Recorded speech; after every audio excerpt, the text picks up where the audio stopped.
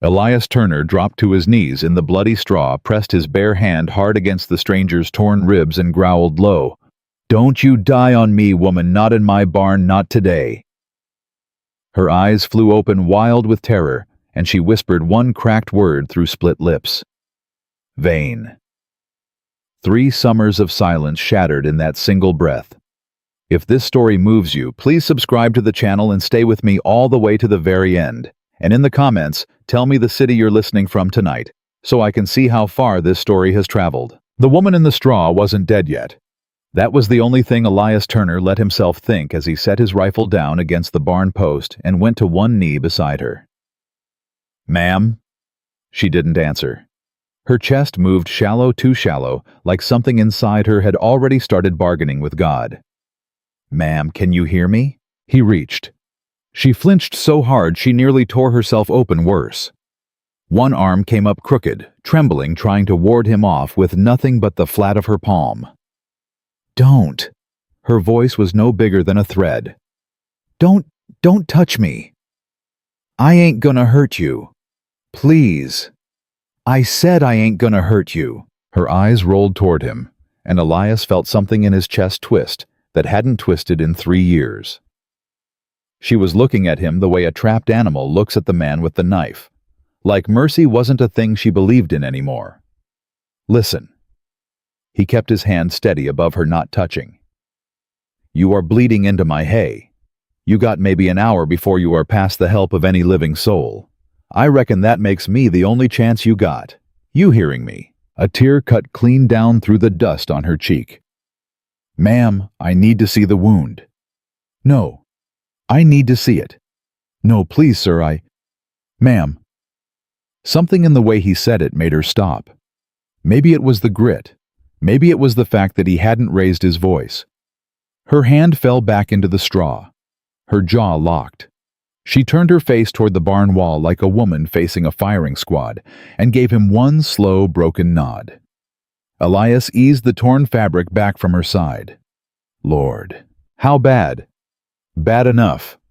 "Am I gonna die?" He didn't answer that one. Not yet. He reached for the water skin hanging from the beam and uncorked it with his teeth. "What's your name?" "Clara." "Clara what?" A long pause. "Whitmore." "All right, Clara Whitmore." He wet a strip of his own shirt and pressed it careful against the cut. She hissed through her teeth. "I am fixin' to carry you up to the house. You are going to hate every step of it. But you ain't dying on my barn floor. Not today. Not while I got 2 arms. "I can't." "You can. They'll come."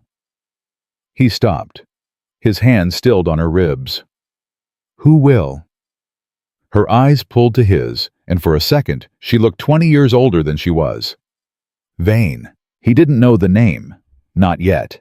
But he knew the shape of what she meant. He'd seen that kind of fear before in men coming back from places that didn't bear speaking of. Vain's a man? Captain. Captain of what? Of nothing. Of himself. A shudder went through her whole body. "He killed my father. He killed my mother. My brother. He—" "Stop. He will—" "Stop." He laid his hand flat over hers, the first true touch between them. "You tell me that story once you are breathing proper. You ain't got the blood in you right now. You hear me?" She stared at him.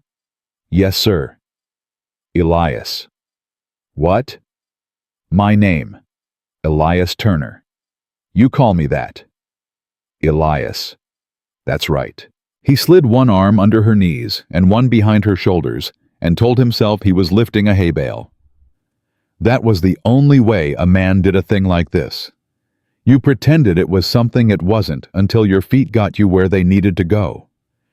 She cried out once when he stood, bit it back hard. "I'm sorry, ma'am." "Clara." "What?" "You call me Clara." "Clara?"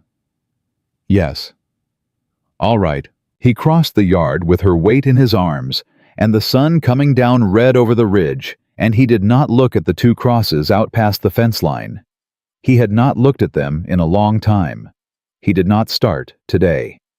Inside the cabin, he laid her on the bed his wife had died in. He had not meant to do that. He had meant to lay her on the cot by the stove.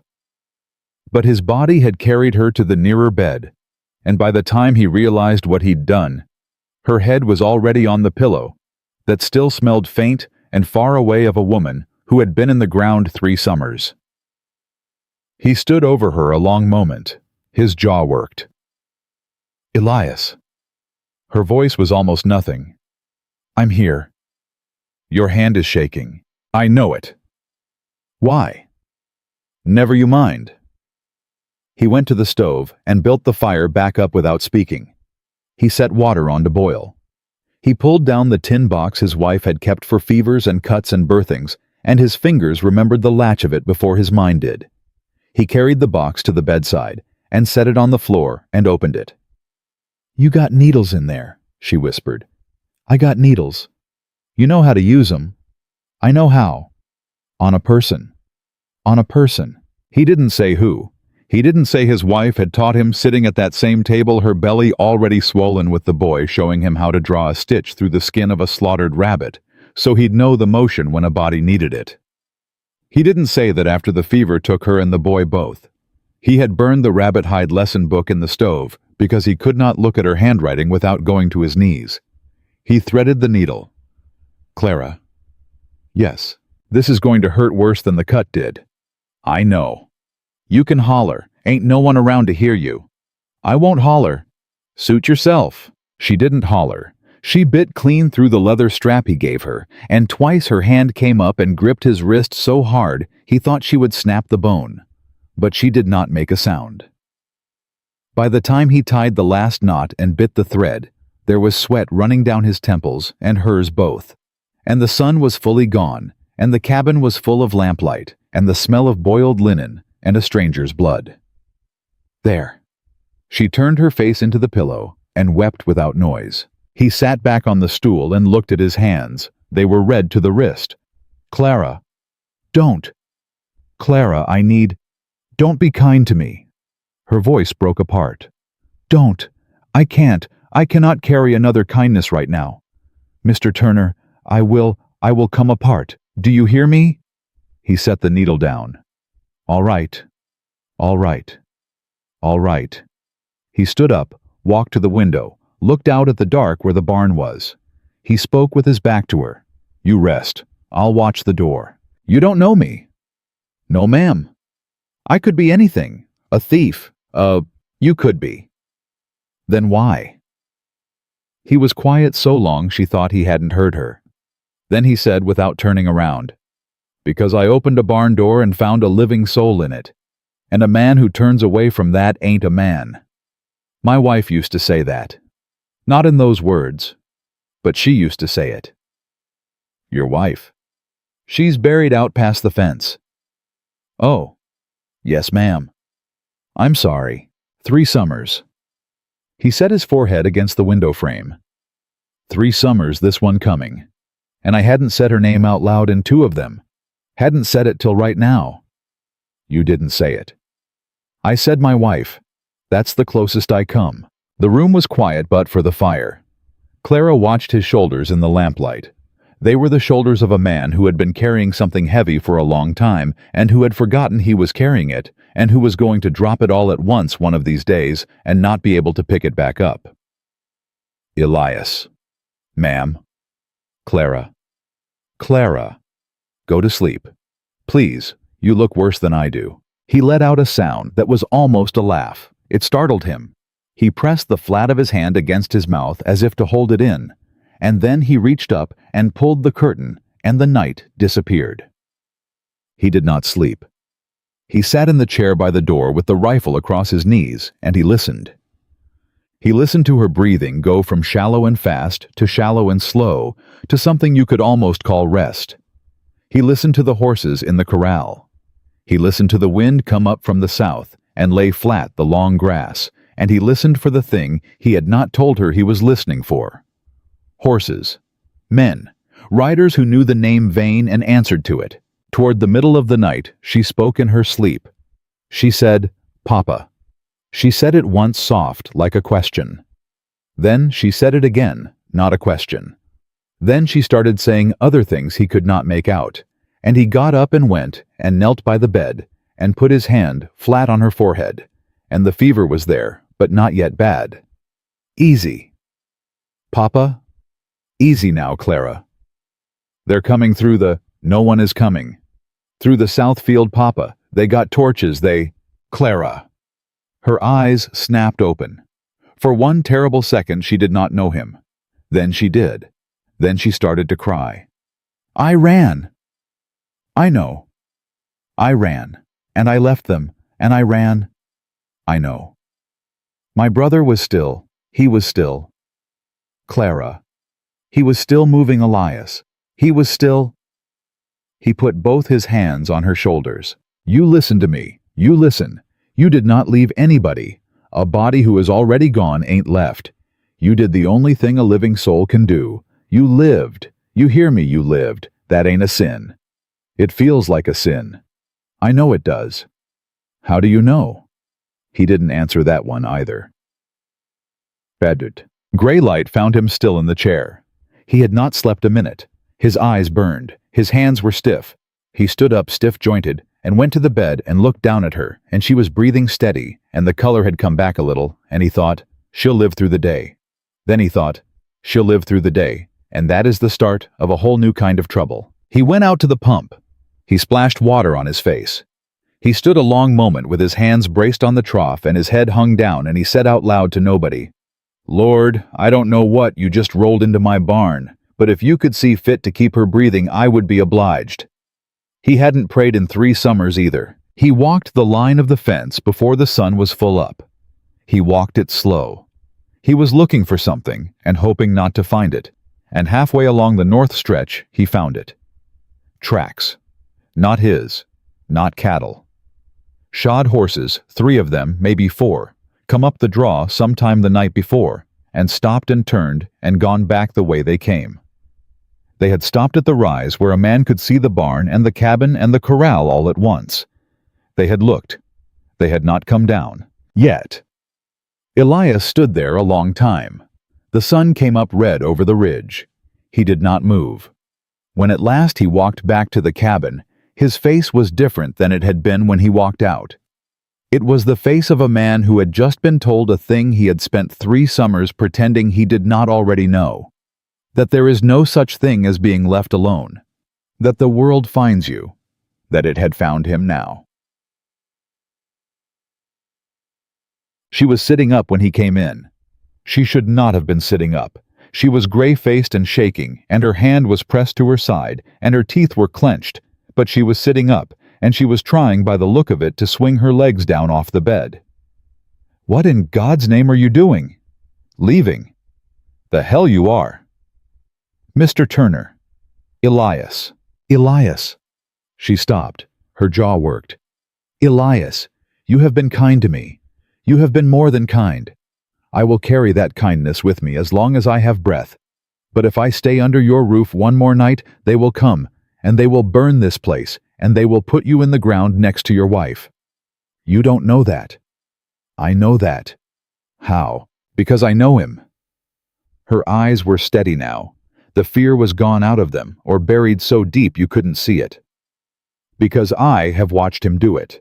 Because my father said no to him once, and my father is dead, and my mother is dead, and my brother is dead, and the only reason I am not dead is that a neighbor's boy pulled me out of a root cellar with his own shirt stuffed in my side, and he died for it before the sun came up.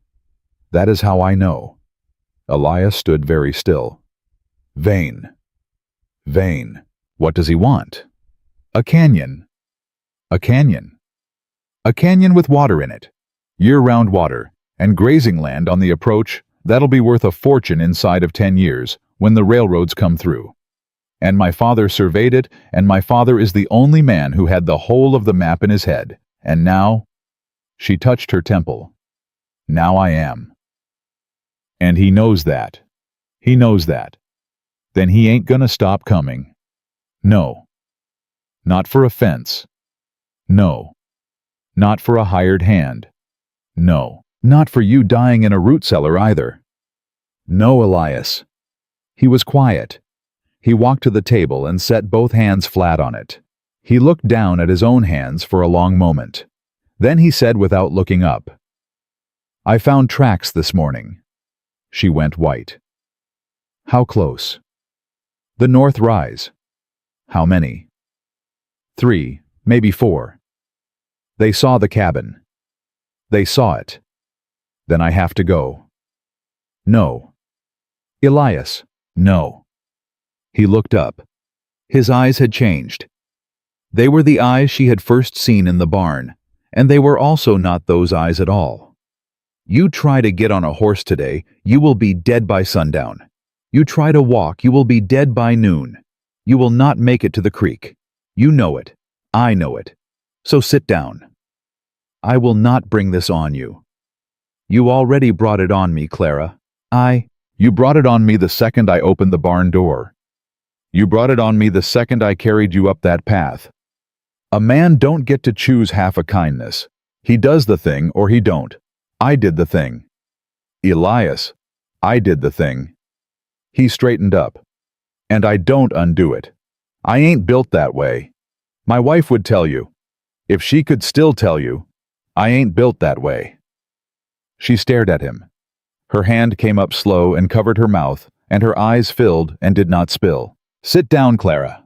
She sat. He turned and went to the corner where he kept the old trunk he had not opened since the summer his wife died. He knelt in front of it. His hand rested on the lid a long moment. Then he worked the latch. Inside was a gun belt, a cavalry-issue revolver oiled and wrapped, a folded blue coat with a scout's patch, a small daguerreotype of a woman and a boy, which he lifted out very carefully and set aside face down on the floor beside his knee. He took the belt. He took the revolver. He left the coat. He stood up and buckled the belt on over his work trousers.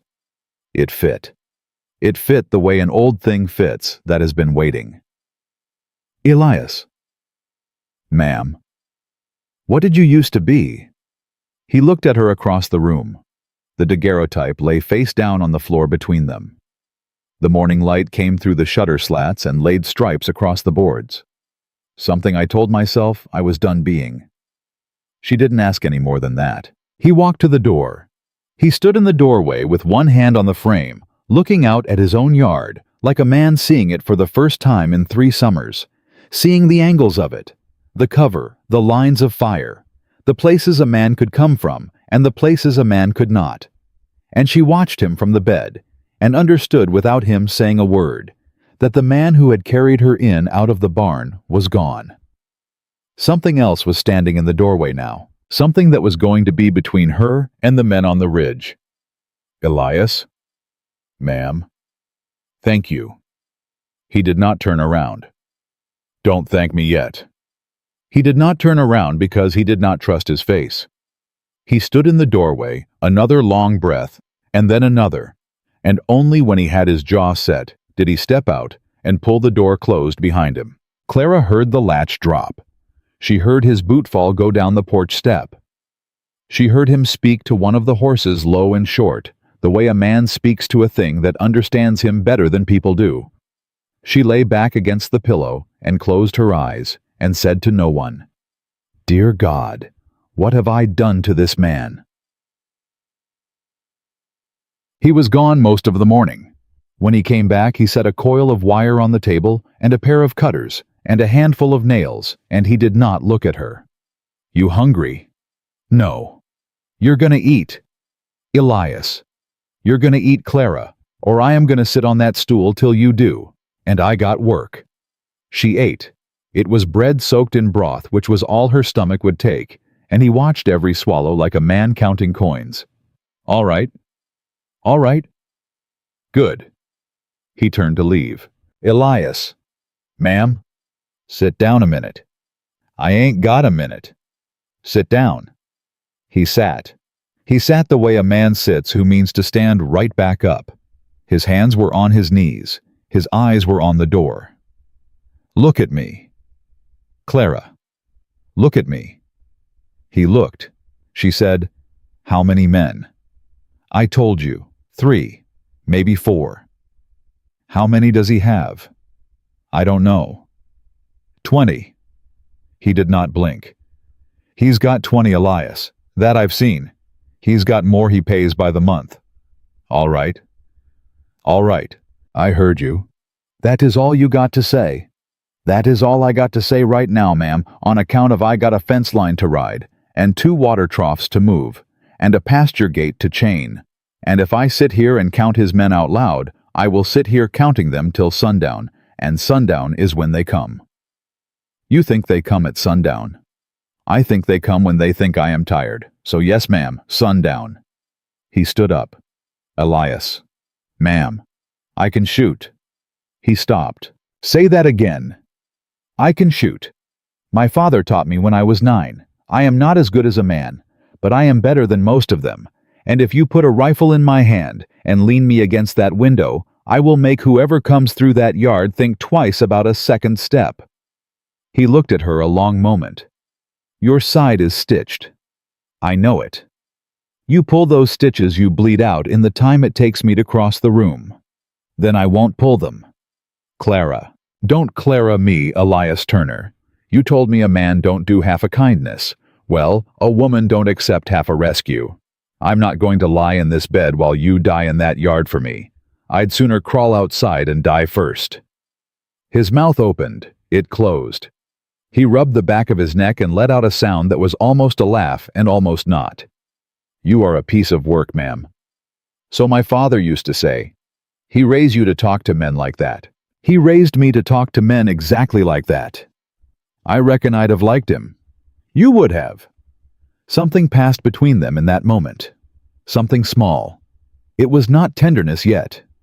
It was the thing that comes before tenderness, the thing where 2 strangers stop pretending to be strangers. He crossed to the corner and came back with a rifle. Not the long one he carried, a shorter one. He laid it on the bed beside her right hand. That chambers around by working that lever. You know the lever. I know the lever. You shoot anything that comes through that door that ain't me. Anything. Anything. What if it's a boy, Elias? What if he sends a boy first? He stopped halfway to the door. Something tightened in his jaw. Then God forgive us both, Clara, but you shoot. He went out. She heard him all afternoon. The clink of wire, the ring of a hammer, the drag of something heavy across the yard. Twice she heard him speaking to the horses. Once she heard him speaking to someone who was not there, and she could not make out the words, but she knew the cadence of a man talking to the dead, because she had done it herself for 2 weeks straight in the root cellar with her father's blood still under her fingernails. She slept a little against her will. When she woke, the light had gone gold, and there were voices in the yard. Men's voices. She did not move. She listened. One voice was Elias, flat and slow and polite as Sunday. The other was higher, thinner, and too pleased with itself. A third spoke once and then shut up. Mighty fine piece of land, mister. It does. Water. Enough. Just enough or enough to share. Enough for me. A laugh. The thin one. Fair enough, fair enough. Listen here, partner. We are looking for a woman. Young woman. Dark hair. Got a cut in her side like this. She could almost hear the hand gesture. She'd be hurt. Might be half dead. Took off from a homestead 2 days' ride east. Wanted on account of she killed a man. Killed a man. Killed her own brother, truth be told. A pause. In the cabin, Clara's hand closed so hard on the rifle that the wood creaked. Elias said, "That's so. That is so. She ain't come through here." "You sure about that?" "Mister, I been on this porch or in that barn every hour of daylight for the last week. A hen don't cross my yard I don't see. I am telling you, she ain't come through here. Mind if we water up at the trough? Water yourself." Boot steps, the sound of a bucket, low murmuring. Then the thin voice again, closer now, like the man had walked halfway to the porch. "Captain'll be through tomorrow or the next. He likes to meet his neighbors personal. Said to tell the fellow at the end of this draw he looks forward to making acquaintance." "Tell him I look forward to it too." "Will I?" Will you what? Tell him that. You sound like a man who don't mean what he's saying. I sound like a man who has work to get back to. Another laugh. Dry, not friendly. All right, partner, all right. Horses. The jingle of bit chains. The slow creak of saddles. The sound of 3, maybe 4 riders turning and leaving without hurry, which is the worst way a man can leave your land. Clara did not breathe until she could no longer hear them. The door opened. Elias came in. He walked straight past her into the basin, and he plunged both his hands into the water, and he stood there with his back to her, and she watched his shoulders, and his shoulders were shaking. Elias. Don't. Elias, you. Don't, Clara. She closed her mouth. He stood there a full minute. When he lifted his hands out of the basin, they were steady. He dried them on the towel with great care. He hung the towel back on the peg. Then he turned around. His eyes were dry. His mouth was a line. He said, I killed my brother. I heard him. My brother was 14. I know it. My brother was 14 years old, Elias. He had a stutter. He couldn't say the word rabbit. He'd get stuck on the R and laugh at himself. Her voice broke. She did not cry. She wanted to. She did not let herself. They killed him in the doorway. He was trying to close the door on them. He had a fire poker in his hand. A fire poker. Against men with pistols. And now they ride around the territory saying I killed him. I know, Clara. You don't know. I know enough. You don't know. You don't know what it is to have the world turned against your own blood while your blood is still warm in the ground. You don't know. He crossed the room in 3 strides and went to one knee beside the bed, and his hand came up, and he set it hesitant on the back of her hand where it gripped the rifle. Clara. What? I buried a boy too. She stopped. He was 4. She stared at him. He said Pa instead of Papa, because Papa had too many letters for a mouth his size. He couldn't say rabbit either. Said it wabbit. His mother and I used to. His throat worked. We used to keep a list of the words he couldn't say yet. We were going to show it to him when he was grown. Elias, I never got to show him the list. Oh, I know what it is, Clara. I know what it is to have a boy you loved more than your own breath lying cold in a box while the world goes on turning and nobody seems to notice the sun came up wrong. I know it, so don't tell me I don't know. She did not move her hand out from under his. She did not move at all. I'm sorry, she whispered. Don't be. I said a cruel thing. You said a true thing, that a man can only know his own grief. That is a true thing. I meant you ain't alone in this house with yours. She turned her hand under his, so their palms met. He did not pull away. They stayed like that a long moment. Then he stood up, because a man like Elias Turner could only stand a thing like that for so long, and he went to the window and he looked out at the yard where the bucket was still sitting by the trough where one of Vane's men had left it. Tomorrow. What? He's coming tomorrow. Maybe the day after. That's what the thin one said. That's what he meant us to hear. Why tell us? Because he wants us scared. A scared man makes mistakes. A scared man runs. A scared man lets his guard down. A scared man don't sleep. Vane is a gentleman, Clara. Gentlemen like to do their killing polite.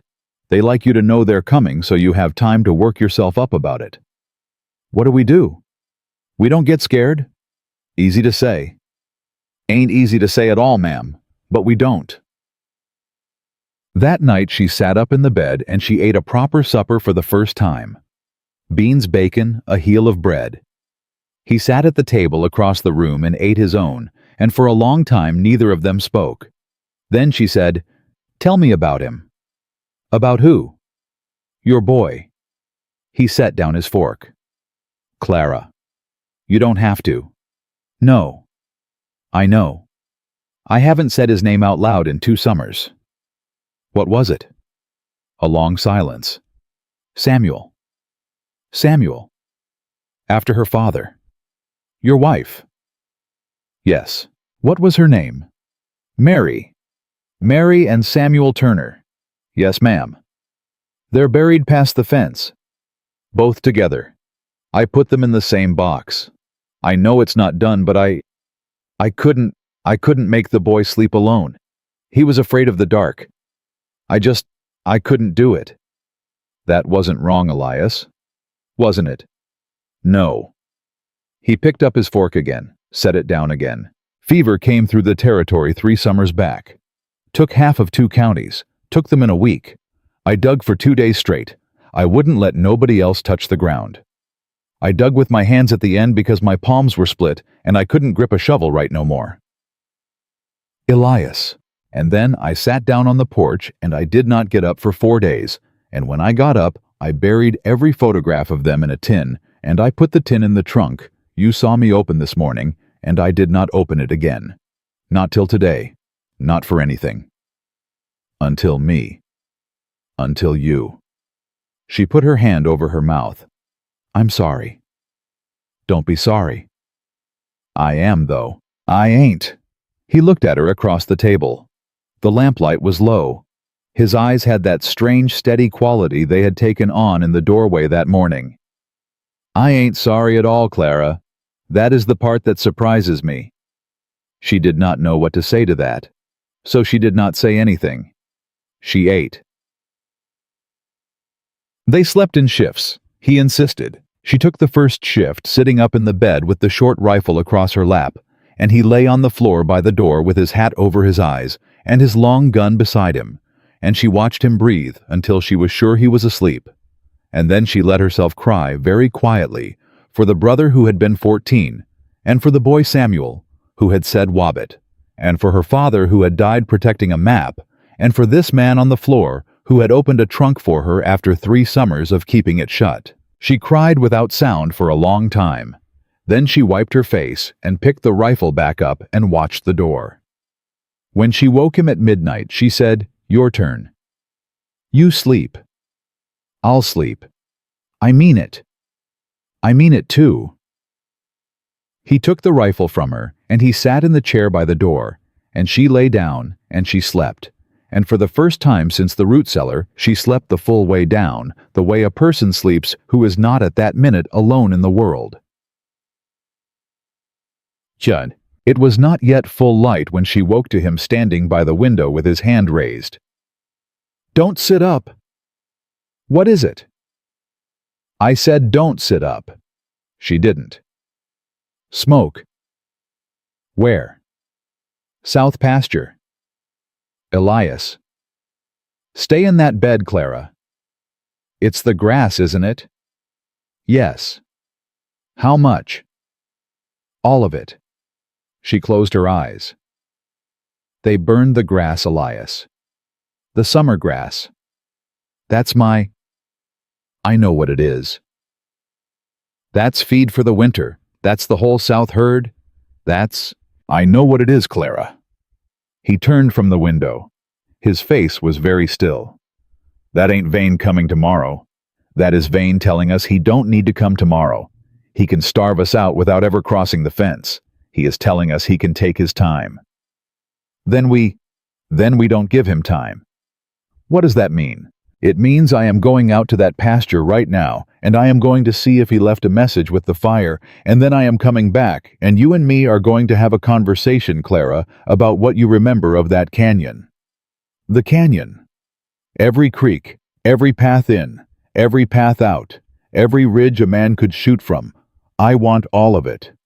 Why? Because a man who can be starved out on his own land is a man with no land. If he wants that canyon, Clara, we are going to make him understand that the canyon wants something back." She stared at him. "Elias, you can't take a canyon from 20 men." "I ain't fixing to take a canyon." "Then what?" "I'm fixing to make him ride into it." She sat up. The stitches pulled. She did not care. "You want him to come to us. I want him to come to us on ground I choose, not ground he chooses. That is the only way, Clara. That is a thing only a soldier would say." He looked at her. "Yes, ma'am. You were a soldier. I was a scout. Which side? Does it matter?" "It matters to me." A pause. Cavalry, out of Fort Laramie. I rode for 4 years, and I came home, and I swore I would not put the belt back on. I was done with men who solved things with guns, and then fever took my wife and my son, and I was done with everything else too. That is what that trunk is, Clara. That is what was in it. And now it's on your hip. Now it's on my hip. Because of me. Because of a girl in my barn. And because of her brother who couldn't say rabbit. And because I ain't going to watch another child die because a gentleman wanted land. She did not speak. He crossed to the door. He picked up his hat. He set it on. Elias. Ma'am. Come back. I will. Promise me. Clara, I can't. Promise me. He stopped. His hand was on the latch. He did not turn around. He spoke to the door. I promise. And he went out into the gray of a summer dawn, with the smell of burned grass riding the wind down from the south pasture. And Clara Whitmore sat up in a bed that had belonged to a woman 3 years in the ground. And she pressed her hand flat against the stitches in her side. And she swore to no one at all that the next time a man she cared about walked out a door, she would be walking out beside him. He was gone longer than she could stand. She counted the creak of the shutter. She counted her own breaths. She counted the stitches in her side by pressing her thumb along the row of them one by one, and when she ran out of stitches, she started again. When the door finally opened, she had the short rifle up and leveled before her eyes were fully on him. It's me. Elias. It's me, Clara. Set it down.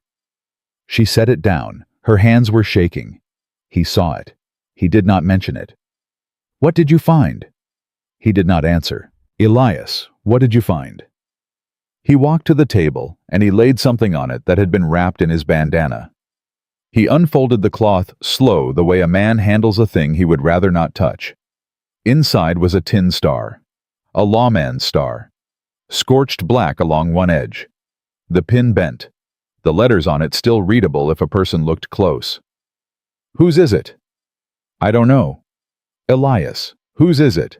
He sat down. He put both hands flat on the table on either side of the star. He looked at it a long moment. It belonged to a deputy out of Cheyenne, fellow named Halloran, rode through here about 8 months back, looking for the man who shot a farmer and his girl over a water rights dispute. Nice enough fellow, had a wife, 3 kids. Vane killed him.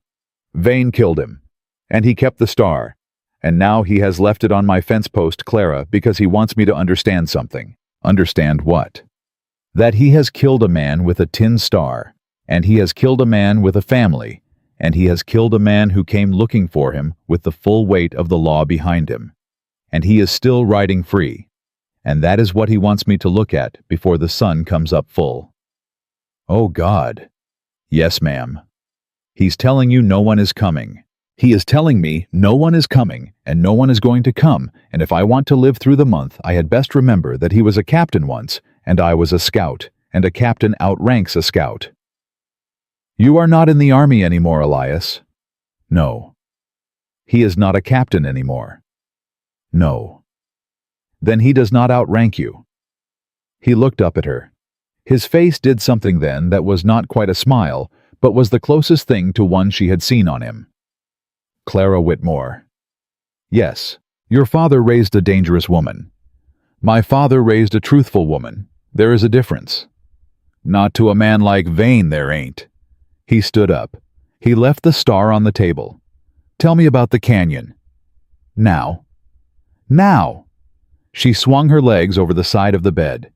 He started to protest. She held up a hand, and for a reason he could not explain, he closed his mouth.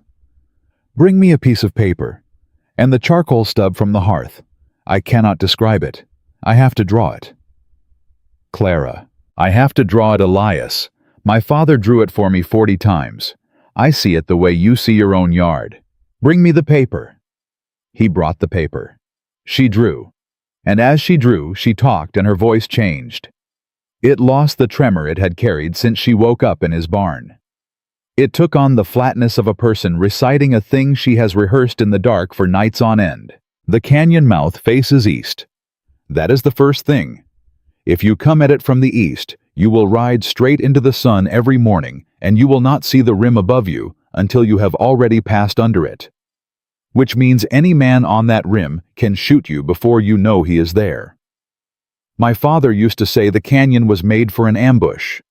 He said it was a shame it was made for water too, because otherwise no man would ever have wanted it. Go on.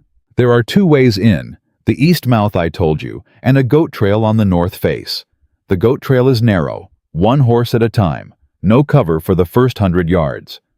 My father said a single man with a rifle could hold that trail against 50 if he had water and patience. Any other way? A crack in the south wall. You can climb it if you are a young boy with no sense. My brother did it once on a dare. He tore his knee open. My father whipped him for it and cried when he whipped him. She stopped. Her hand hovered over the paper. I am sorry. Don't be sorry. I keep saying his name. You keep his name Clara. You keep saying it. She nodded. She drew again. The water source is here, in the very back. A spring that comes up from under a shelf of red rock. The pool is about the size of this cabin. It never dries, not even in August. My father tested it for 7 summers. 7. He used to write the levels in a little book. That is the book Vane wanted. Vane has the book. Vane has the pages he could pry from my father's hand before my father died. He does not have the pages my father tore out and swallowed. Elias looked at her. He swallowed them. Yes. Your father. Yes. While they were, yes. He sat down slow. Clara. I know. Your father. I know Elias. He swallowed the pages rather than give up the ground. Yes. Then your father was a better man than I have met in a long, long time. Yes, he was. She kept drawing. They worked the rest of the morning. He would not let her stand, so he dragged the table to the bedside, and she sat propped up with a pillow at her back and the charcoal in her hand, and she drew every ridge and every approach and every dry wash she could remember, and he bent over her shoulder and asked questions she had never thought to answer because no one had ever asked them. How wide is the goat trail at the narrowest? 4 feet, maybe 3.5. Shale or hardpack? Shale above, hardpack below. There is a turn about 2/3 up where the shale breaks loose if a horse puts its weight wrong. A horse could go over. A horse has gone over. Your father's. My father's. And he survived. The horse did not. He wrote that down. Any caves? 2. 1 shallow, 1 deep. The deep one has a back way out through a split in the rock. Your father found that. My brother found that. On the dare I told you about. My father whipped him, and then he hugged him, and then he wrote it in the book. Because it might save a life one day. Because it might save a life one day. Elias closed his eyes. Your father was preparing for this. She stopped drawing. What did you say? Your father, Clara. 7 summers of water tests. A map of every way in and out. A back way out of a cave your boy found. A habit of writing it all down in a book he would not let out of his hand. Your father was not a man who found a canyon. Your father was a man who was getting ready to defend one. She stared at him. He knew. He knew. He knew they were coming. He knew somebody was coming. Maybe not Vane by name, but he knew. A man don't prepare like that unless he knows. Oh, Papa. She put her forehead against the paper, and she did not cry, because she had done her crying the night before, but she did something that was almost worse. She laughed. A short, broken sound like a cough. Clara, he told me once. He said, Clara, one day a man is going to come up that east mouth with 40 riders, and you are going to have to decide if this land is worth what it costs. I thought he was being... She waved her hand, poetic. I thought he was just talking. I thought he was the kind of father who... He wasn't just talking. No. He was telling you what to do. Yes. And you remembered. I remembered every word, Elias. Every word. Elias put his hand on the back of her neck, just for a second. Just the flat of his palm warmed through her hair. Then he took it away. Good. he said. Then we have what we need. Mid-afternoon. A horse came up the road. One rider, slow, deliberate, the pace of a man who wants to be seen coming a long way off. Elias was on the porch before the rider cleared the bend. He had the long rifle in the crook of his arm, not pointed, not lowered, just held. Clara was back in the bed with the short rifle under the blanket and her finger flat along the trigger guard the way Elias had taught her that morning. Steady, he had said. A finger on the trigger goes off when a knee jumps. A finger on the guard don't. Steady, she whispered to herself now. The rider dismounted at the gate. Hello, the house. Hello, yourself. Mr. Turner. That's right. Captain Silas Vane. I believe one of my men had the pleasure yesterday. He did. May I approach? You may approach. The voice that came up the steps was the worst voice Clara had ever heard, and she could not at first say why. It was not loud. It was not cruel. It was the voice of a schoolteacher. The voice of a man reading aloud from a Bible in church. Warm, educated, slightly amused by the world. It was the voice of a man who had never in his life been told no by anyone who lived to tell the story a second time. Mr. Turner, may I shake your hand? I'd rather you didn't. A soft laugh. Fair enough. Fair enough. A man in his own yard owes nothing. I admire that. You know, I spent some years in the service of this country, and the thing I took away from it was a proper respect for a man's yard. A man's yard is a small republic. You agree? I reckon. I thought you might. There is something about you, Mr. Turner, a bearing. You were not always a rancher. Elias said nothing. I only observe. I observe these things. It is a habit. Tell me, where did you serve? I don't recall serving with you, Captain. No, you did not. I would have remembered. Still, you have the bearing. It is in the shoulders, the hands. A pause. And in the belt. Clara's grip tightened on the rifle. Mr. Turner. Captain, I am looking for a young woman, a fugitive. I believe my man described her. She has with her certain materials, certain maps. She is, I am afraid, a confused and dangerous girl, and she has killed a member of her own family, and the territory will be a safer place when she is in the custody of decent men. Like yourself. Like myself. Ain't seen her. Mr. Turner. Ain't seen her. A longer pause. I find, Mr. Turner, that men who lie to my face often have reasons that they themselves do not fully understand. Sometimes they lie out of a misplaced gallantry, sometimes out of a confusion about the facts, sometimes— The voice lowered, warm, almost kind, out of a deep and powerful loneliness. A man who has lost someone can be— I have found very susceptible to the arrival of a pretty face at his door. That's so. That is so. My wife is buried past that fence line, Captain. I am aware. Clara's blood went cold. What did you just say? I said I am aware, Mr. Turner. I do my reading. Mary Turner. Fever of '83. Along with the boy. Samuel was a tragedy. A true tragedy. I mention it only because a man in grief is a man in danger of being deceived. I would not wish to see you deceived, not twice in one lifetime. A silence fell that was so deep Clara could hear the horse at the gate shift its hoof in the dust. Elias said very quiet, Captain Vane, Mr. Turner, you get on that horse. I beg your pardon.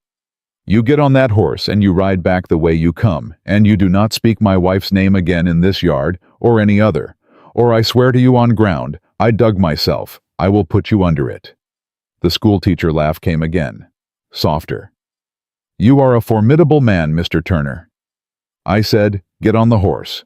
I am going, but do understand. Boot steps moved back down the porch. The girl you are not hiding is worth a great deal to me, and a great deal in my experience is the kind of thing that a man should be compensated for. A man who turns her over is a man with a future, A man who does not— A pause. Is a man whose fence line burns in the night and whose water is fouled, and whose horses take sick for no reason a veterinarian can name. You understand me. I understand you. I thought you would. The saddle creaked. The horse turned. Oh, and Mr. Turner. What? Your south pasture. I am so sorry about that. These summers. A spark from a pipe, a careless traveler. These things happen. The hoofbeats started away. When they were gone, Elias came into the cabin, and he shut the door, and he set the rifle down very carefully against the wall, and he walked to the basin, and he put his hands into it. He did not lift them out. Elias. Don't. Elias, how did he know her name? Don't. How did he know Samuel's name? Clara. She stopped. He stood there a long time with his hands in the water. When he spoke, his voice was changed. It was the voice of a much younger man. A man she had not heard before. He read it somewhere, a county record, a death book, a newspaper. He made it his business to know. That is what men like him do. They learn the names of the dead, and they say them aloud, because a name in the mouth of a wicked man is a thing that feels like a wound to the man who loved it. He did that on purpose. He wanted to see if I would break. Did you break? I am breaking right now, Clara. Oh, do not come out of that bed. Elias. I said do not come out of that bed. Give me a minute. Give me 1 minute. She did not come out of the bed. He stood at the basin for his minute. When he lifted his hands at last, they were steady again. He dried them on the towel with great care as he had the day before. He hung the towel back on the peg. Then he turned around, and his face was the face of the scout she had begun to understand had been living under the rancher's skin the whole time. Clara. Yes, we are not being starved out. No. We are not being scared out. No. We are going to bring him to a piece of ground of our own choosing. Your father's ground. The goat trail. The east mouth. The cave with the back way out. We are going to bring him there, and we are going to end it there. 2 of us. 2 of us. Against 20. Against 20 on ground they do not know, with a map they do not have, with a woman who grew up on that map, and a man who has not forgotten how to read one. Elias. What? If we go to that canyon, if we leave this cabin, we do not come back to it the same people. He looked at her across the room. Clara, he said, I buried enough in this valley already. I have buried a wife and a boy and 3 summers of my own living breath, and I have let a man ride onto my porch and put their names in his mouth, and I sat still for it, because if I had not, you would be dead inside the hour. That is the choice I made today. I ain't making it again. You will not sit still. I will not sit still. Not for me. Not for you. Not for the deputy on the fence post. Not for your brother in the doorway with a fire poker. Not for your father swallowing a map. Not for any of it. I am done sitting still. Then we go. Then we go. She pulled the blanket back. This time when she swung her legs over the side of the bed, he did not tell her to lie back down. He walked to the trunk in the corner, and he opened it the rest of the way. He lifted out the blue coat with the scout's patch, and he laid it across the foot of the bed, and he lifted out a pair of worn leather gloves and a belt of shells, and a second smaller revolver in a hand-tooled holster that had clearly belonged to a woman. He held the small revolver a long moment. This was hers, he said. Mary's. Mary's. She never shot it at a man. She shot snakes with it. She was a better shot than me, if you want the truth. She used to laugh about it. She'd say— His voice cracked, and he swallowed. She'd say, Elias Turner, the day you outshoot me, is the day the Lord comes back. He set the small revolver on the bed beside Clara's hand. You carry that. Elias, I can't. You carry that, Clara. But she would want you to. I am telling you. I knew her. She would want you to. A gun that sits in a trunk while a woman is in trouble is a gun that has forgot its purpose. She would say that. She would say that in those words. Clara picked up the revolver. It was lighter than the short rifle, balanced. The grip was small. It fit her hand like a thing made for it. Elias. What? Thank you. Don't thank me. Don't thank me, Clara. He looked up from the trunk. His eyes were wet, and he did not seem to notice, and she did not mention it. You are the first living soul who has carried a thing of hers since the day I put her in the ground. Don't you thank me. It is the other way around. And outside, somewhere far off, a wisp of smoke rose from a second field that had not been burning an hour before, and a rider sat a horse on a ridge where no rider had any business being.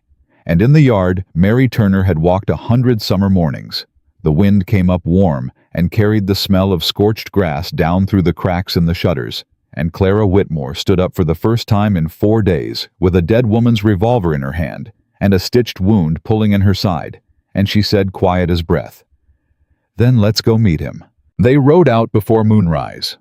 He had wrapped her side in fresh linen so tight she could feel her own heartbeat through it, and he had lifted her onto the bay mare himself because she would not let him see her wince, and he had not spoken for the first full hour on the trail, except to say once under his breath, "Easy, girl," to the horse and not to her. She let him have his silence. She kept her own. When the trail turned up into the draw that would take them toward the canyon, he pulled his horse alongside hers. "Clara, I'm here. You hurting? I'm hurting. Truth. Truth, Elias. I am hurting bad. But I am not falling off this horse, and I am not turning around, so do not ask me again." "I wasn't going to ask you again." "Good. I was going to say, hold on to the horn when we take the next rise. It's steep. If you slip, I can't catch you without getting off, and if I get off, we lose an hour." "I'll hold." "All right." They rode. 2 hours before dawn, they reached the east mouth. He swung down first. He helped her down second. She nearly buckled when her boots hit the ground. He caught her elbow and held it until she nodded, and then he let her go without a word, because he had learned in the short time he had known her that Clara Whitmore would rather fall on her face than be held up longer than she needed. He went to the mare's flank and pulled the long rifle from its scabbard. "Talk to me." "About what?" "About where he comes in." She turned slow. Her hand was pressed flat to her side. Her eyes went up the canyon wall and came back down. "He comes up the east mouth. He has to. The goat trail is too narrow for his kind of numbers, and the south crack is a boy's climb, not a column's. He will bring every man he has because he is a man who believes in force. He will push them in 3 wide and wait for the sound of return fire before he slows down. 3 wide. 3 wide. Then the rim. The rim is where my father would have put a man. Then that is where I put one. There is only one of you, Elias." "Yes, ma'am." He looked up at the rim. It was not a thing a man climbed at night with a rifle on his back and a woman with torn stitches waiting below. He did it anyway. She watched him go up. She could not see him after the first 50 feet. She could only hear the scatter of small stones. She stood at the base with Mary Turner's revolver in one hand and the reins of both horses in the other, and she said into the dark, "Don't you fall." He did not fall. When he came back down an hour later, he was breathing hard, and there was a scrape along his jaw he had not had going up, and he did not mention it. "Set." "Set what?" "I hollowed out a firing lane behind 2 boulders on the north rim. I can hit anything in the east mouth from there. I can hit a man at the back of a column. I can hit a man at the back of a column. I can hit a man at the back of a column. I can hit a man at the back of a column. I can hit a man at the back of a column. I can hit a man at the back of a column. I can hit a man at the back of a column. I can hit a man at the back of a column. I can hit a man at the back of a column. I can hit a man at the back of a column. I can hit a man at the back of a column. I can hit a man at the back of a column. I can hit a man at the back of a column. I can hit a man at the back of a column. I can hit a man at the back of a column. I can hit a man at the back of a column. I can hit a man at the back of a column. I can hit a man at the back of a column. I can hit a man at the back of a column. I can hit a man at the back of a column. I can hit a man at the back of a column. I can hit a man at the back of a column. I can hit a man at the back of a column. I can hit a man at the back of a column.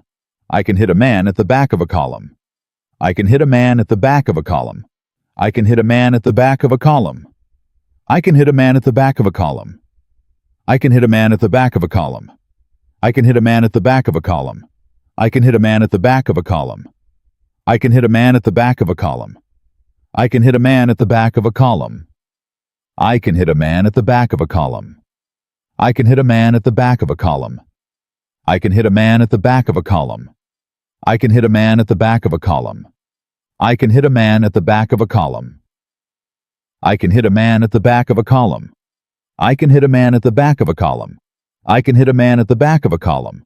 I can hit a man at the back of a column. I can hit a man at the back of a column. I can hit a man at the back of a column. I can hit a man at the back of a column. I can hit a man at the back of a column. I can hit a man at the back of a column. I can a man at the back of a column. I can hit a man in the middle. And when I start hitting them, Clara, they are going to look up and they are going to look for me, and while they are looking up, I am at the cave. You are at the cave. The deep one, with the back way out. With the back way out. I hold the mouth. You hold the mouth. And anybody who makes it past me and tries to go up that canyon to drink from your father's spring walks through your fire, Clara. You understand me. You do not hesitate. Vane put his man on your porch and called your brother a murderer, and he said my boy's name in my own yard. You do not hesitate. I will not hesitate. Swear it. I swear it, Elias. Good. He took her face in both his hands. She had not expected that. He had not planned it. It surprised both of them. Clara. Yes. If I do not walk out of this canyon, don't. If I do not, Elias, don't. Listen to me. If I do not, you go through that back way out of the cave, and you ride north, and you do not come back for me. You hear? I hear. Say it. I hear you, Elias. I will not come back. Good girl. He let go of her face. He walked her to the cave mouth. He helped her in. He set the short rifle on a rock at her right hand and a second pistol on a rock at her left, and he laid out a line of shells between them. Every one of them standing on end, the way a cavalry scout lays out ammunition for a position he does not plan to let fall. Clara. What? One more thing. Tell me, if he gets past you, if he comes into this cave after you, you do not run. You make him come all the way in, because the back way out is narrow, and a man stooped over in a cave cannot raise a rifle. You let him come close, and you use that revolver, and you put it under his chin, and you pull the trigger twice. You hear me? Twice. A man like Vane does not die from one bullet. He dies from two. Twice? Twice. He kissed her forehead. It was the first time he had touched her like that. It was not a romance. It was the kiss a man gives a soldier he is leaving at a position. Firm, steady, meant. Elias. Ma'am. Come back. I will try. Don't try. Clara. Don't try, Elias. Come back. That is the only answer I want to hear. A pause. All right. All right. I will come back. And then he was gone up the rim. Dawn came gray and slow. She heard them before she saw them. The sound of 20 horses is not a sound a person forgets once they have heard it once. She had heard it once before, the morning her father died coming up the road to their homestead, and the sound she heard now in the east mouth of the canyon was the same sound, and her hand on the short rifle shook exactly once and then did not shake again. She whispered, "Papa." She was not asking for help. She was telling him she was ready. The column came into the mouth 3 wide, as she had told Elias they would. She counted them as they came. 18, 19, 20. Vane was not in the front. Vane was never in the front. He was in the 3rd rank on a gray horse, the only man not wearing a hat. His hair was silver in the early light. He looked like a schoolteacher on a Sunday ride. Clara thought, "You killed my father for a canyon, and you do not even have the decency to wear a hat into it. Then Elias's rifle spoke from the rim. The lead rider on the left went out of his saddle before the sound of the shot reached the cave. The second shot came 2 seconds later. The middleman in the first rank went sideways off his horse and did not get up. Then the column broke. They broke exactly the way Elias had said they would break. Men who ride 3 wide into a canyon and take fire from above do one of 2 things. They bunch or they scatter. Vane's men scattered. They scattered into the only ground that was not open, which was the ground along the south wall, which was the ground Elias had picked for them to scatter into, because it was the ground Clara's rifle could reach. "Come on," she whispered. "Come on. Come into my sight line. Come on." 3 of them came into her sight line. She fired. The first shot took the lead man in the thigh and spun him down off his horse. The second went wide. The third, because she had learned from the first 2 and had let her breath settle, took the next rider clean through the chest, and he folded over his saddle and did not come back up. "2," she said aloud. "That's 2. From the rim, Elias fired again. A 4th man fell. Then the whole column understood at once that they were not in a fight. They were in a killing ground. Vane's voice rose above it, sharp and clear, and not afraid. "Dismount, dismount, and take cover. The shooter is on the north rim, Boone. Take 6 men up the crack." "Yes, sir." "The rest of you with me. We go up the draw and put the bitch out of the cave." Clara's jaw clenched. She reloaded. She said, "Come on then, Captain." On the rim, Elias heard the name Boone. He heard "take 6 men up the crack." He heard it, and he understood with a cold drop in his belly that Vane had not come to this canyon blind. Vane had scouted the south crack. Vane knew the boy's climb. Vane had been told about it, or he had found it himself, and he was sending 6 men up it right now, and those 6 men would come up behind Elias on the rim, and Elias would be cut off from the cave, and Clara would face Vane alone in the mouth. He said out loud, "Damn it, damn it, damn it." He fired twice more. A 5th man fell. A 6th took a hit and kept running. Then he moved. He left the rim. He left the good ground. He ran crouched along the north face, looking for a way down that was not the way he had come up, because the way he had come up was now cut off by Vane's men coming across the canyon floor. He found a seam in the rock. He took it.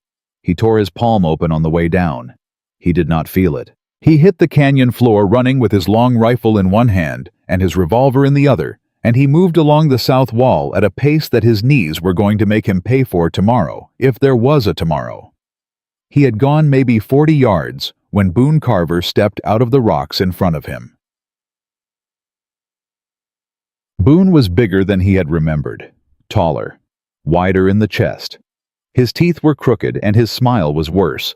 He had a shotgun in his hands, and the shotgun was already coming up, and Elias had half a second to understand that he was not going to get his rifle up in time and that his revolver was in the wrong hand. He threw the rifle. He threw it at Boone's face because he had nothing else to throw, and Boone flinched, and the shotgun went off wide, and the report was so loud in the canyon walls that for a second Elias heard nothing at all. Then he was on him. He hit Boone in the throat with the butt of the revolver. He hit him in the mouth with the heel of his left hand. He hit him a 3rd time in the temple, and Boone's knees gave, and the 2 of them went down together into the rocks. "Boss!" Boone yelled. "Boss, he's—" Elias put the revolver under Boone's jaw. "He's right here, Captain Boone. You tell him." Boone's eyes were wide. "Mister—" "I ain't a mister. Mister, listen. Where are your 6 men?" "What?" "The 6 men Vane sent with you. Where are they?" "There they split. We split. I came around the low way. 3 went up the crack. 2 went around the east face. 3. On my mother's—" "Your mother ain't in this, Boone." Elias pulled the trigger. He did not want to. He did it anyway, because Boone Carver had ridden onto a homestead and killed a boy with a fire poker, and because there was no law in this canyon, but the law a man carried in with him, and because Clara Whitmore was alone at the mouth of a cave with a captain and a column bearing down on her, and there was no time left in the world for mercy toward a man like Boone. Elias stood up. He wiped the revolver on his trousers. He said to no one, "God forgive me." Then he ran. Clara fired again. She fired, and the short rifle grew warm in her hands, and the shells at her left and right went down one by one, and the men who came up the draw toward her cave came up in broken waves, and 4 of them fell, and 2 of them fell back, and 1 of them reached the mouth of the cave, and she shot him with Mary Turner's revolver at a distance of 6 feet, and he folded at her feet and did not move again. 7, she said. That's 7. Then a voice behind the wave of men said soft and warm, Mr. Turner is not with you, my dear. Is he? She did not answer. A gallant man, a good heart, a brave heart. I did not expect him to climb the rim. That was imaginative. I was not prepared for imagination. Step into this cave, Captain. I think not. Step into this cave and find out what I have prepared for you. A soft laugh. Your father spoke to me exactly like that, Miss Whitmore. Do you know that? At the end. When he had swallowed his pages and he knew his family was going in the ground after him. He looked up at me from the floor and he said, Captain Vane, step closer. He said it in that same voice. He thought he had something left to use. He thought he was going to win. Her hand tightened on the revolver. Do you know what I said to him? I do not care what you said to him. I said, Mr. Whitmore, men of your kind always think the world belongs to the good. It does not. The world belongs to the patient. Then you are a fool. Am I? You are, because my father was not trying to win, Captain. He was trying to hold you in that doorway 30 more seconds, which he did, so that my mother could hide me in the root cellar, which she did, which is why I am here. Which is why you are about to walk into a cave you should have walked away from. There was a silence. Then Vane said flat, Send in the next 3. The next 3 came in fast. They came in hard, side by side, because Vane was not a fool, and he had understood that a woman with 2 weapons can fire at 1 man at a time, and 3 abreast was too many. She fired. She took the middle one with the revolver. She took the right-hand one with the rifle. The left-hand one kept coming. He was on her before she could lever another round. His hand was on her wrist. His weight was against her wounded side. She felt the stitches go. She felt the warm spread of her own blood down her hip. She did not scream. She twisted her hand inside his grip, the way her father had taught her when she was 9 years old, and had laughed because it was a silly thing a girl did not need to learn. And she got the barrel of the revolver under his ribs, and she pulled the trigger, and the hammer fell on an empty chamber. Ha! He said. He drew back to hit her. He did not hit her. A rifle spoke once from the mouth of the cave, and the side of the man's head came apart, and he dropped onto Clara like a sack of grain, and she could not get out from under him, and she heard a voice she knew say, Clara, Clara, I'm here, I'm here, I'm here. Elias, I'm here. He dragged the man off her. He dropped to his knees beside her. He saw her side. Oh God, it's the stitches. Clara, it's the stitches, Elias. I told you I would pull them. I told you and I did. I am all right. I am all right. You are not all right. I am standing up. You are not standing up. Elias Turner. She got her elbow under her. She got her other hand braced on a rock. She got up. She stood. She wavered. She did not fall. I am standing up. Lord. Where is he? Who? Vane. Elias looked out past the mouth of the cave. He is right there. Vane was on the canyon floor 40 yards out, with a pistol in his hand, and no hat, and his silver hair gone wild, and the schoolteacher mask entirely off his face. He looked like what he had been the whole time, a man who believed other people's lives were his to spend. Turner. Captain. Come out here. Come in here. A long silence. Then Vane said, and his voice had lost its warmth entirely. You took my best man, Turner. You took 6 of my riders. You have cost me a year of work. You have cost me money I cannot replace. I want you to understand. I want you to understand that whatever you thought you were defending in that cave, you are not walking out of this canyon with it. Elias stepped out of the cave. He stepped out with his long rifle in his hands, and he did not raise it, and he did not lower it, and he said loud and even, "Captain Vane." "What?" "My wife's name was Mary." "What?" "My boy's name was Samuel. Her name was Mary. I want you to hear them one more time. Mary. Samuel. I want that to be the last two names in your head. Turner, you." From the mouth of the cave Clara fired. She had reloaded. She had reloaded while Elias walked out, because Elias had walked out slow on purpose, because Elias had known she would reload, and the shot took Vane in the gun hand, and the pistol spun out of his grip into the dust, and Vane cried out for the first time like a man and not a gentleman. Elias raised the rifle. He did not hurry. He said Mary. He fired once. Samuel. He fired twice. Captain Silas Vane went backward into the dust of the canyon. His greed had bought him, and did not get up. For a long moment, the canyon was entirely silent. Then one of Vane's remaining men, somewhere out past the east mouth, called out, "He's down, the captain's down." And another voice further out said, "Then we ride." And a third said, "Boys, he ain't paying us no more." And the sound of hooves moved away from the canyon at a speed that said, no man still living in Vane's column wanted a piece of the rancher and the woman who had just killed him. Elias lowered the rifle. He turned around. Clara was sitting down at the mouth of the cave with her hand pressed flat to her side and blood between her fingers and Mary Turner's revolver in her lap, and her eyes somehow steady on him. He walked to her. He went to his knees in front of her. "Clara." "I'm all right." "You are not all right." "Elias." "What?" "We did it." He put his forehead against hers. "We did it." "Your hands are shaking." "I know it." "Mine too." "I know it, Clara." Are you crying, Elias Turner?" "I don't know what I am doing." "Oh, I don't know what I am doing, Clara." "Come here."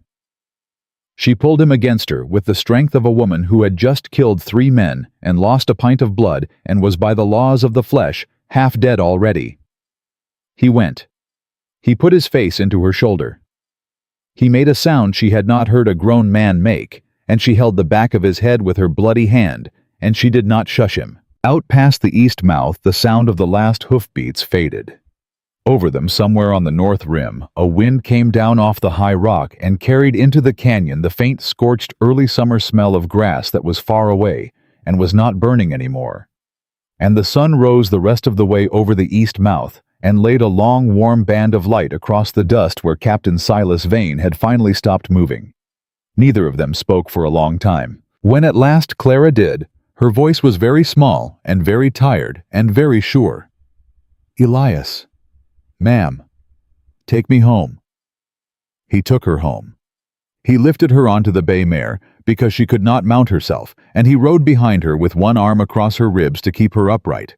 And the mare walked the whole way because Clara could not take a trot, and the sun came up full and hot over the draw, and neither of them spoke for the first hour of the ride back. Halfway home, she slumped. "Clara." No answer. "Clara, Clara. I hear you. Stay with me." "I'm here." "Say my name." "Elias." "Good girl. Keep saying it." "Elias, Elias, Elias." "Don't stop."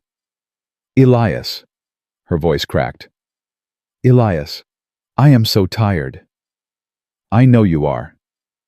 "I do not want to die on this horse." "You are not going to die on this horse." "Promise." "I already promised you one thing today, ma'am. I do not break 2 in one morning." He felt her laugh. It was a weak thing, barely more than a breath against his forearm, but it was a laugh, and he held on to it the way a man holds on to a rope. See, he got her back to the cabin an hour before noon. He got her down off the mare and into the house and onto the bed, and he tore her shirt open without apology, and saw that the stitches had gone the way she had said, and that the wound had opened along half its length, and that she had lost more blood than a person had any business losing, and was still somehow awake. "Elias, don't talk. Am I going to Don't talk, Clara." He threaded the needle again. His hands were shaking so bad he could not get the thread through the eye. He set it down. He pressed both hands flat against the table. He closed his eyes. He said out loud to the woman 3 summers in the ground, "Mary, I need steady hands. I am asking you for one thing. I need steady hands." He opened his eyes. He threaded the needle. He sewed Clara Whitmore back together for the second time in 4 days, and this time she did not bite through the leather strap because she did not have the strength, and he worked with tears running down his face, and did not stop to wipe them. And when he tied off the last knot, he laid his forehead on her good shoulder and he said, there now, Clara, there." And she, half out of her mind, with blood loss and pain, reached up and put her hand in his hair and said, "Thank you, Mary." He went still. Then he said very soft, "She would have liked you, Clara. I wish I had known her. You would have fought, the 2 of you. You would have argued over every fence post on this place. Would we? Inside a week. Good. Good. Good. I would have liked a woman to fight with Elias. I never had a sister." He laughed. "It came out broken. He did not try to fix it." She slept 3 days. He did not leave her side for more than the time it took to water the horses. He slept in the chair by the bed. He ate standing up at the basin. He read the same page of the same book 7 times without understanding a word of it. And then he set the book down and sat and watched her breathe instead, because breathing was the only word in the world he could read just then. On the 4th morning she opened her eyes and said, "Is there coffee?" He was so startled he almost dropped the cup he was holding. "Clara, is there coffee, Elias, or has the world gone cold while I was gone?" "There is coffee." "Bring it." He brought it. He held the cup for her while she drank. She could not lift her head enough to manage the cup herself. She did not mention it. Neither did he. "Elias." "Ma'am." "Tell me what I did." "What?" "In the canyon. I cannot remember all of it. I remember the first 3. I remember the one who got his hand on me. After that it goes dark." He was quiet a long moment. "You killed 7 men, Clara." She did not speak. 8 if you count the one you wounded. You put a bullet through Silas Vane's gun hand at 40 yards with a revolver you had never fired before. You stood up after your stitches went and you kept firing, and when the last of his men came into that cave, you did what you had to do. You did it. All of it. I want you to know that, because you were not going to remember. 7. Did I? Her voice caught. Did I hesitate? Not once. Oh. Clara, I thought I would. I always thought that if the day came, I would be... She closed her eyes. I thought I would be the girl in the root cellar again. I thought I would freeze. You were not the girl in the root cellar. No. You were your father's daughter. The tears came then. Not the hard kind. The quiet kind that fall one at a time and do not take anything away, only leave a thing behind. Papa. He would be proud of you, Clara. I hope so. I know so. You did not know him. Ma'am, I have been sitting next to his daughter for 4 days. I know him. She turned her face toward the wall so he would not see. He pretended not to see. He pulled the blanket up to her shoulder. He went to the stove and put more water on because a man whose woman has just wept needs to be doing something with his hands, and coffee is a respectable thing for a man to be doing. He did not call her that out loud. Not yet. But he said it in his head, and he did not take it back. A week later, a lawman came up the road. One rider. A tin star on his coat. A mustache going gray.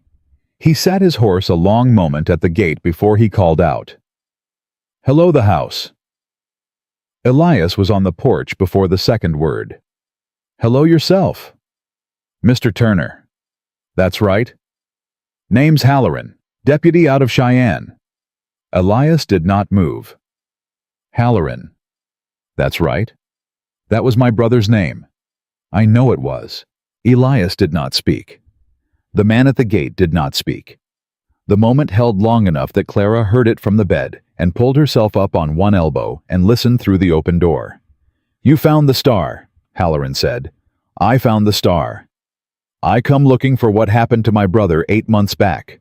Been tracking a man named of Silas Vane across 3 counties. You will not be tracking him further." A long pause.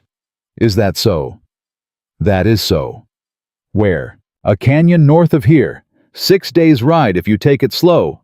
I will draw you the way." "Is he in the ground?" "He is on the ground. Nobody dug for him." Halloran took his hat off. He set it on his knee. He looked down at the saddle horn a long time. When he looked up, his eyes were wet, and he did not seem to care. "Mr. Turner." "Deputy. I've been riding 8 months. I have lost 40 pounds and 2 horses and a marriage. I have not slept a full night since I put my brother in the ground. You have just told me—" His voice broke. "You have just told me the thing I rode here to hear." "I know I have." "I owe you." "You do not owe me a thing." "I owe you, Mr. Turner." "Deputy Halloran." "Sir, if you want to owe me something, you will ride back to Cheyenne, and you will stand up in whatever office it is, and you will tell the United States government that Silas Vane is dead, and that a girl named Clara Whitmore and a rancher named Elias Turner did it, and that they did it because no man with a star on his coat was allowed to do it first. You tell them that, plain, and then you never ride up this road again." "I can do that?" "Can you?" "I can, Mr. Turner. I surely can." "Good." Halloran put his hat back on. He wheeled the horse. Halfway through the turn, he stopped. "Mr. Turner." "What?" "My brother. When you buried when the captain left the star on your fence, you did not know him, did you?" "I did not know him." "But you knew what that star meant, when a man like that uses it to send a message." "I knew. Most men would have left him where he fell." "I did not bury him, deputy. I only kept his star. When you come back through, it will be on your saddlebag. You take it home to his people. They should have it." Halloran bowed his head. He rode out without speaking again. That night Elias sat down on the edge of the bed where Clara could see him. "We got to talk." "All right." "The canyon." "I know." "Your father's canyon, Clara. It still sits there. The spring still runs. The grass on the approach still grows. Men are going to come looking for it. Not tomorrow. Not this year, maybe. But they will. Because men like Vane are not one man. They are a kind of man, and the kind does not go away. I know that too." "So what do you want to do with it?" She was quiet a long time. "What do you think I should do with it?" "I think that is a question I do not get to answer for you." "Elias?" "Clara, that is your father's ground. He bled for it. Your mother bled for it. Your brother bled for it. You bled for it. I did not. I am not the man who gets to tell you what to do with that ground. You bled for it, Elias. Not the same." "It is the same." Clara. "It is the same, Elias. You lost skin on that rim. You killed a man in those rocks who was trying to kill you. You put a bullet in Silas Vane with my father's name in your mouth and yours. You stood between me and the dark. You bled for it. I will not have you say otherwise in this house."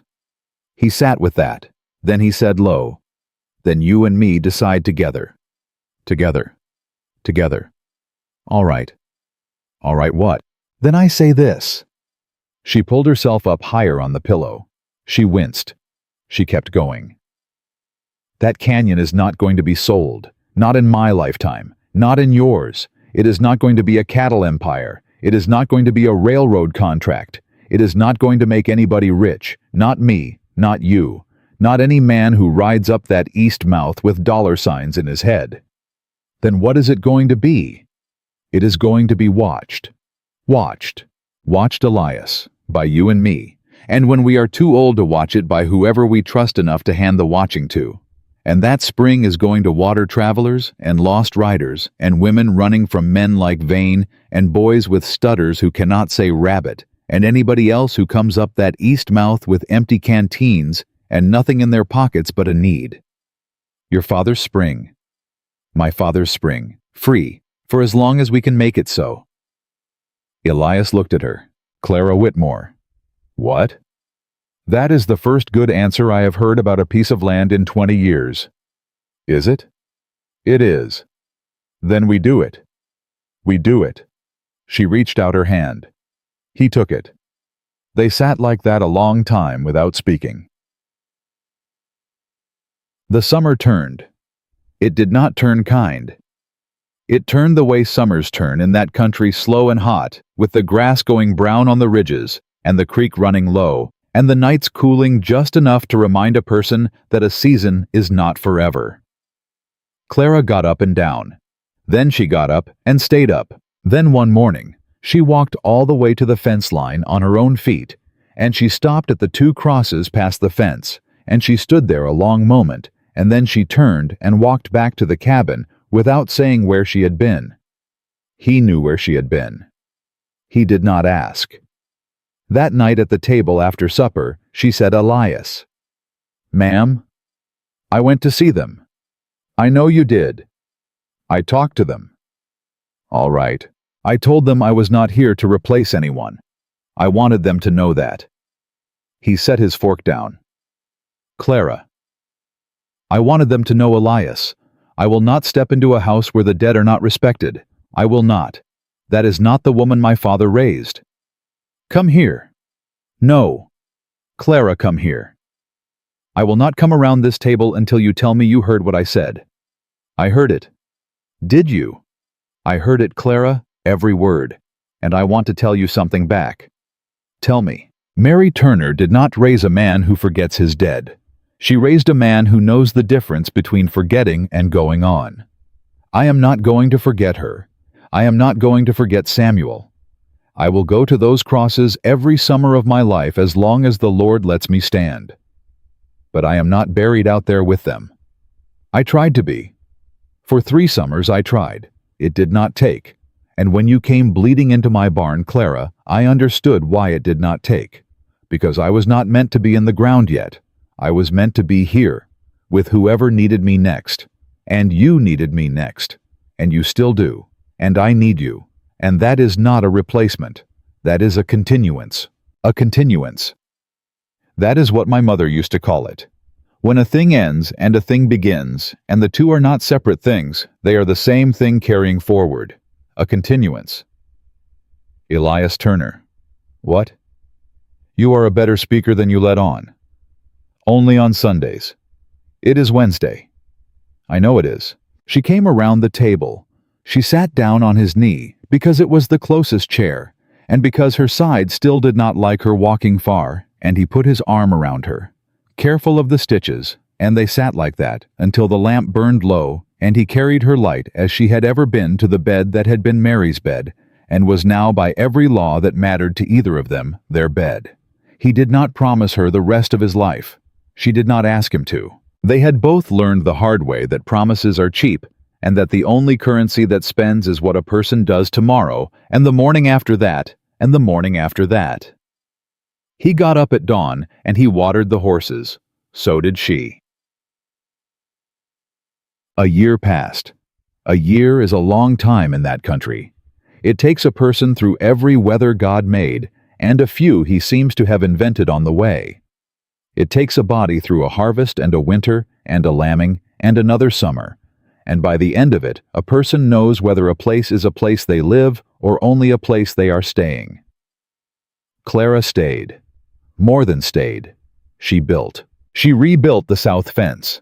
She dug out the well past the barn. She planted a row of sunflowers along the walk because she said every house on the frontier needed something yellow to look at. She learned the names of every horse in the corral, and the name of every neighbor within a half-day's ride, and the name of the preacher 3 towns over who rode up one July afternoon and asked gentle whether Mr. Turner and Miss Whitmore intended to make it lawful. Elias looked at Clara. Clara looked at Elias. Preacher, Elias said, you come back in a month, and I reckon we'll have an answer for you. A month? A month, preacher. The preacher rode off. Clara turned to Elias. A month? A month. Elias Turner. Ma'am? Was that a proposal? It was the closest I've come in 20 years. It was not a proposal. Well, what do you want, Clara? I want a proposal, Elias. I want the real thing.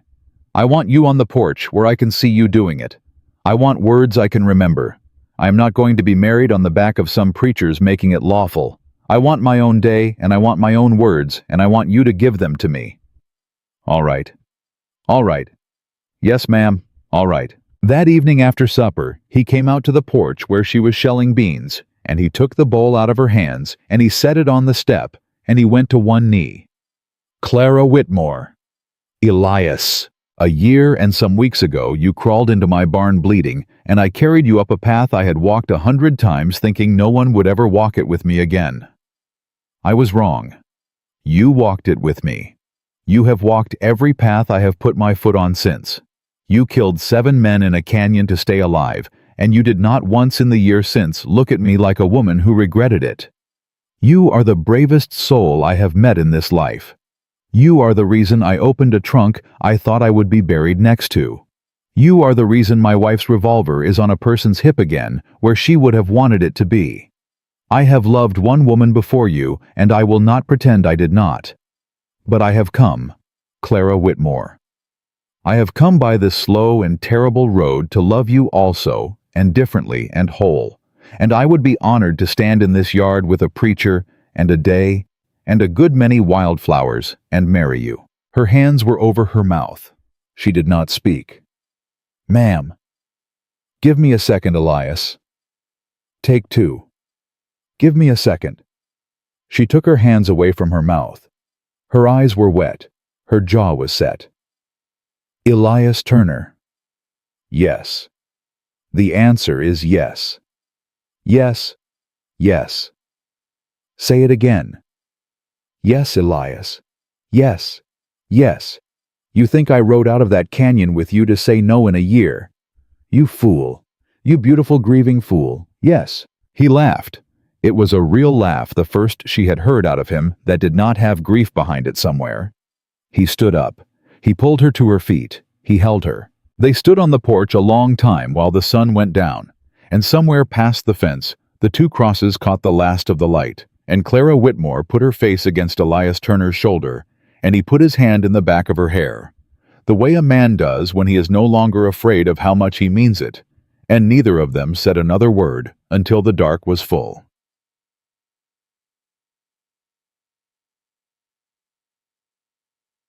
The preacher came back in a month. He married them on the porch exactly where she had asked for it.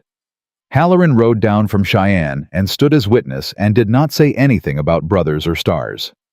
Only shook Elias's hand once hard at the end. A handful of neighbors came. A fiddler played badly.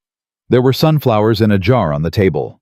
Clara wore a blue dress that had not been Mary's because she had refused firmly to wear a dead woman's wedding dress, and Elias had agreed that that was the right answer, and the 2 of them had gone into town together and bought cloth and sat up 3 nights while she cut and sewed it herself. At the end the preacher said the words, and Elias said the words, and Clara said the words, and the preacher said, "Then by the power invested in me," and the rest of it was drowned out by a whoop from the fiddler who had been into the cider. That night, after everyone had gone, and the lamps were low and the dishes were stacked, Clara stood on the porch and looked out at the yard where a year ago she had come crawling through on her belly, expecting to die in a barn. Elias came up behind her. He put his arms around her. He put his chin on the top of her head. "Mrs. Turner. Mr. Turner. What are you looking at?" "The fence." "The fence. There used to be a body behind that fence, Elias, a boy with a fire poker. That is what I used to see when I closed my eyes. What do you see now? I see my brother grown. I see him standing at that fence, Elias.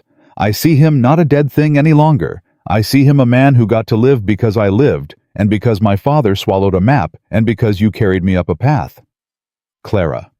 "I see my father too. I see my mother. I see Mary. I see Samuel. I see all of them standing behind that fence, and I see them pleased, Elias. I see them pleased with the 2 of us. That is what I see." He did not speak. He did not trust his voice. He only turned her in his arms and held her, and after a long moment she said quiet into his chest, "The canyon is safe." The canyon is safe. Papa's spring runs for travelers. It runs for travelers. We did what we said we would do. We did. And the frontier did not make us cruel. No, ma'am. That is the thing, Elias. That is the only thing that matters. A hard country tries to make hard people, and we did not let it. That is the only victory worth a damn in this life. He held her tighter. Clara Turner, he said. Yes. I am not a man of long speeches. I know. So I will say it short. Say it short. We lived. We loved. We held this valley against the men who came to take it, and we did not become them. That is our answer. That is the answer for every summer after this one. Whatever comes up that road tomorrow, whatever ghost, whatever greedy man, whatever fresh grief, we answer the same. We do not kneel. We do not sell. We do not grow cruel. We stand on this porch, and we watch the road, and we live. We live. We live, Clara. And they did.